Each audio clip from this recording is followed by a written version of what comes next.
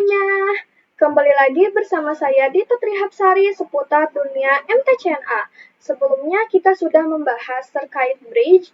Nah, pada kesempatan kali ini kita akan membahas terkait VPN tunneling.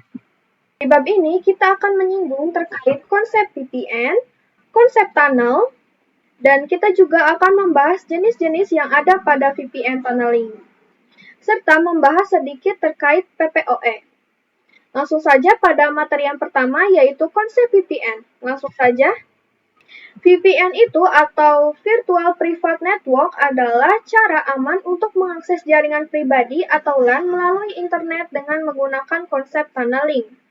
Contohnya di sini kayak ada perusahaan di Jakarta bisa terhubung ke cabangnya di Semarang dan tetap bisa mengakses jaringan LAN di sana seolah-olah berada dalam satu jaringan yang sama. VPN ini bekerja dengan membuat terowongan virtual atau tunnel di atas jaringan internet sehingga data bisa lewat dengan aman tanpa bisa dilihat orang lain. Materi berikutnya ada konsep tunnel, langsung saja.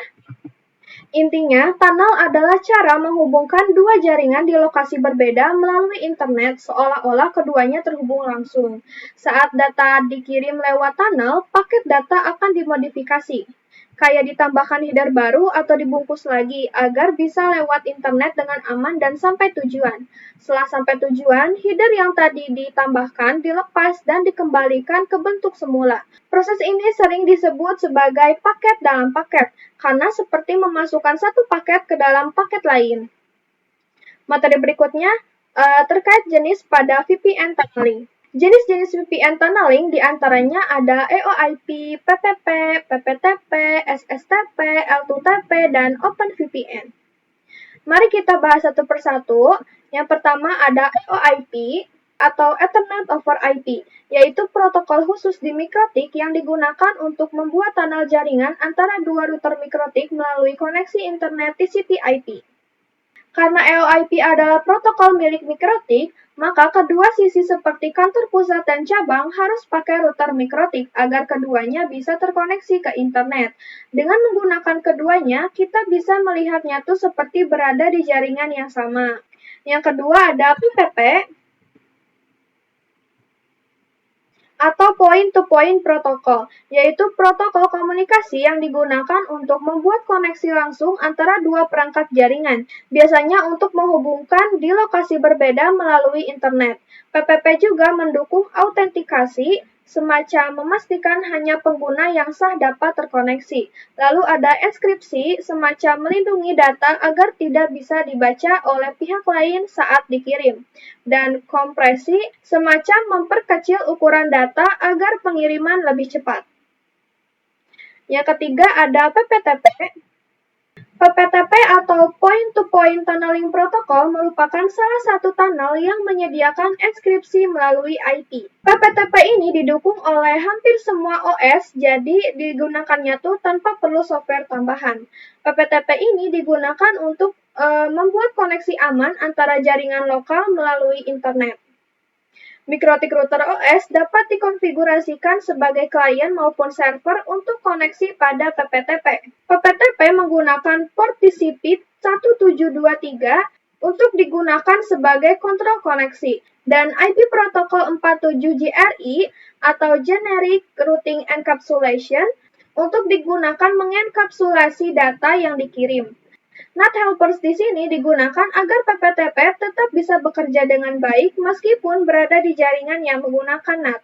Yang keempat ada SSTP atau Secure Socket Tunneling Protocol, yaitu protokol yang dikembangkan oleh Microsoft terutama untuk sistem operasi Windows.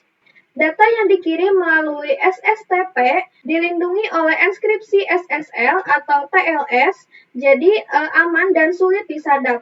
Dengan menggunakan port 443 yang sama dengan HTTPS, SSTP mudah menembus firewall atau jaringan yang membatasi koneksi. SSTP ini tidak memerlukan software tambahan karena sudah tersedia langsung di Windows, sehingga lebih praktis untuk pengguna Windows.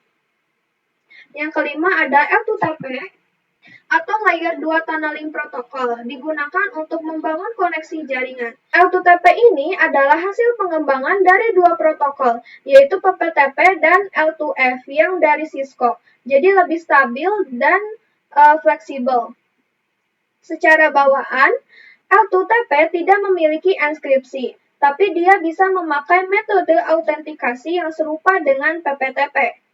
Untuk melakukan komunikasi, L2TP menggunakan UDP port 1701.